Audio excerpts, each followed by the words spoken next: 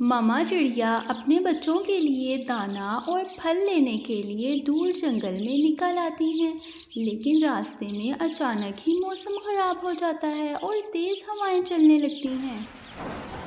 आसमान पर काले बादल आ जाते हैं और बारिश शुरू हो जाती है। मामा चिड़िया बारिश देखकर बहुत परेशान होती है। तेज़ बारिश की वजह से उड़ना बहुत ही मुश्किल था, इसलिए मामा चिड़िया दरख्त की शाख पर बैठ जाती है। मेरे बच्चे तो घर पर भूखे होंगे, मुझे किसी भी सूरत में घर पहुंचना चाहिए। मेरी प्यारी बेटियां मेरा इंतज़ार कर रही होंगी। घर जाने के लिए मामा चिड़िया तेज़ हवा में और तेज़ बारिश में उड़ने लगती है। अचानक ही मामा चिड़िया एक दरख्त से टकरा जाती हैं और दरख्त से टकराने के बाद मामा चिड़िया वहाँ पर गिर जाती हैं। दरख्त से टकराने की वजह से मामा चिड़िया के सर पर बहुत गहरी चोट लगती है और मामा चिड़िया मर जाती हैं।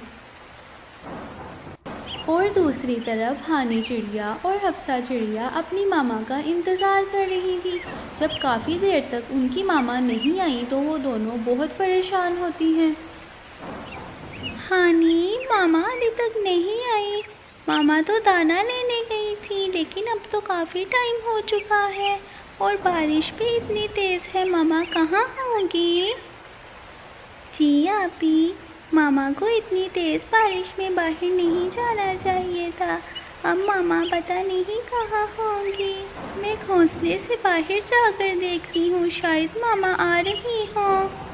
हानी चिड़िया और हफ्सा चिड़िया अपनी मामा के लिए बहुत परेशान होती हैं। वो दोनों अपनी मामा का इंतज़ार करती रहती हैं। जब बारिश रुक जाती है तो हफ्सा चिड़िया और हानी चिड़िया रानी कवि के पास जाती हैं। रानी चाची, हमारी मामा अभी तक घर वापस नहीं आई। वो बारिश शुरू होने से पहले गई थी, लेकिन अभी तक वो वापस नहीं आई।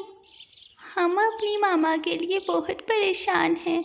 आप हमारी मामा को ढूंढने में हमारी मदद करें। अच्छा बच्चों, मैं अभी देखती हूँ आपकी मामा कहाँ है। मैं जंगल में जाकर अभी देख कर आती हूँ।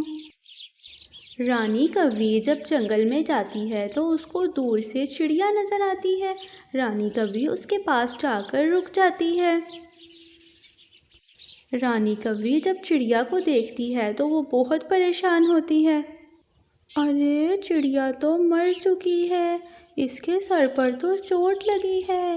हाय बेचारी चिड़िया की बेटियां, अब तो अकेली रह गई। चिड़िया तो बेचारी यहाँ पर मरी हुई है। रानी कव्वी चिड़िया को देखने के बाद उसकी बेटियों के पास जाती है। बच्चों, आपकी मामा तो मर चुकी हैं, वो तो जंगल में मरी हुई हैं। मैं अभी देख कर आई हूँ, उनके सर पर बहुत गहरी चोट लगी है। कव्वी की बात सुनकर दोनों बेटियां ज़ोर ज़ोर से रोने लगती हैं। कव्वी चाची, ये आप क्या कह रही हैं? हमारी मामा को कुछ नहीं हुआ। हमारी मामा जिंदा है और वो बिल्कुल ठीक होंगी। आप ऐसा ना बोलें कव्वी चाची, हमारी मामा को कुछ नहीं हुआ। हम अपनी मामा के बगैर नहीं रह सकते। सब्र करो प्यारी बेटियों, अब आप दोनों को अपनी मामा के बगैर ही रहना पड़ेगा। आपकी मामा तो मर चुकी हैं। रानी कव्वी की बात सुनकर दोनों बेटियां बहुत ही रोती हैं। वो अपनी मामा की जुदाई बिल्कुल भी बर्दाश्त नहीं कर सकती थी। कव्वी चाची, प्लीज़ आप हमारी मामा बन जाएं। हम मामा के बगैर नहीं रह सकते। आप हमें अपने घोंसले में ले जाएं। कव्वी को दोनों बच्चों पर बहुत रहम आता है। हाँ प्यारी बेटियों, मैं आपकी मामा बन जाती हूँ। मैं आप दोनों को अपने घोंसले में ले जाऊंगी और अपने साथ रखूंगी। कव्वी दोनों परिंदों को लेकर अपने घोंसले में चली जाती है, लेकिन राजू कव्वे को ये बात बिल्कुल भी पसंद नहीं आती। अरे रानी, ये चिड़िया के बच्चों को क्यों उठा कर ले आई हो हमारे घोंसले में? इनका क्या काम है हमारे घोंसले में? चिड़िया के बच्चों, चलो भागो यहाँ से, मेरे घोंसले में कोई जगह नहीं है तुम्हारे लिए। अरे राजू, इनकी मामा मर चुकी हैं। अब इस दुनिया में इनका कोई नहीं है, तो मैं इनकी मामा बन गई हूँ। अब ये हमारे साथ ही रहेंगे हमारे घोंसले में। अरे वाह, अरे वाह, मैं क्यों रखूँ इनको अपने घोंसले में। इनको निकालो यहाँ से, वरना मैं तुम्हें भी निकाल दूंगा यहाँ से।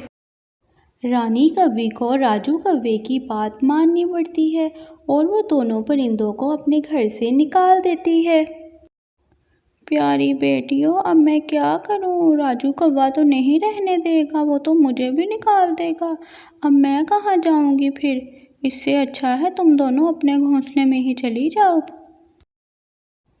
कोई बात नहीं कौवे चाची, हम आपकी बात को समझ सकते हैं। जब माँ नहीं होती तो सब ऐसे ही करते हैं। अब हम दोनों खुद ही रह लेंगे। हमें अब अपनी मामा के बगैर ही रहना होगा। हाँ हाँ बच्चों, आप लोग अपने घर ही रहो अपनी मामा के बगैर। मुझे तो अपना घोंसला बहुत प्यारा है, मैं कहाँ जाऊँगी अगर राजू कौवे ने मुझे बाहर निकाल दिया तो। हफ्सा चिड़िया और हानी चिड़िया दोनों अपने घोंसले में वापस आ जाती हैं। हानी चिड़िया, अब हम लोगों को अकेले ही रहना होगा। हमें मामा के बगैर ही रहना पड़ेगा। ये दुनिया ऐसी ही है, कोई भी नहीं संभालता अपनी मामा के अलावा। इसी तरह हफ्सा चिड़िया और हानी चिड़िया अपनी मामा के बगैर ही रहने लगती हैं। वो मेहनत करके रोज़ जंगल से अपने लिए दाना लाती हैं और मुश्किलों का सामना करती हैं।